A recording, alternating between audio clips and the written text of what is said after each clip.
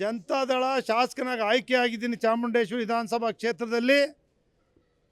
ಇಲ್ಲಿ ಯಾರು ಶಾಸಕರಾಗಿರ್ತಾರೆ ಅವ್ರಿಗೆ ಮಾತ್ರ ಅನುಭವ ಗೊತ್ತಾಗ್ತದೆ.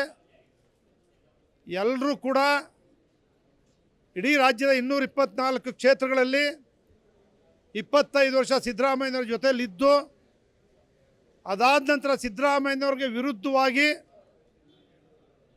ನಾನು 2006 ಅಂದರೆ ಎಷ್ಟು ವರ್ಷ ಆಯ್ತು ಈಗ? 6 ಅಂದರೆ 19, 20 ವರ್ಷ.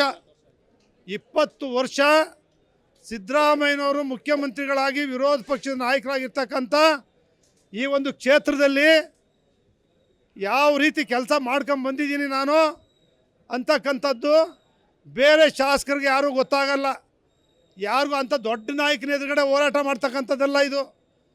ದೊಡ್ಡ ನಾಯಕರ ಮುಂದೆ ಹೋರಾಟ ಮಾಡ್ಕೊಂಬಂದಿರ್ತಕ್ಕಂಥ ಈ ಕ್ಷೇತ್ರ, ದೊಡ್ಡ ನಾಯಕರ ಮುಂದೆ ಹೋರಾಟ ಮಾಡ್ತಾ ಇರ್ತಕ್ಕಂಥ ಈ ಕ್ಷೇತ್ರದಲ್ಲಿ GT ದೇವೇಗೌಡನ್ನ ಈ ಜನ ಆಯ್ಕೆ ಮಾಡಿರ್ತಕ್ಕಂಥದ್ದು.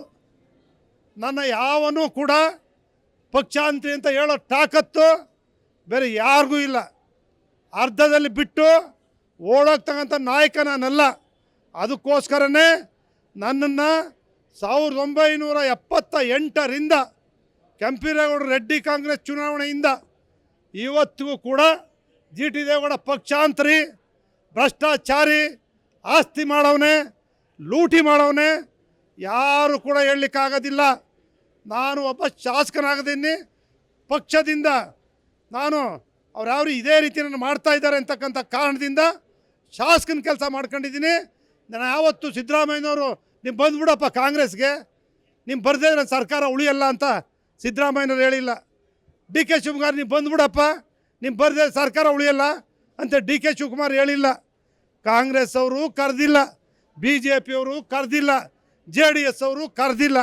ಅದಕ್ಕೋಸ್ಕರ ಏನು ಮಾಡ್ಬೇಕು, ನಾನು ಶಾಸಕ ಸ್ಥಾನದ ಕೆಲಸ ಮಾಡ್ಕೊಂಡಿದ್ದೀನಿ.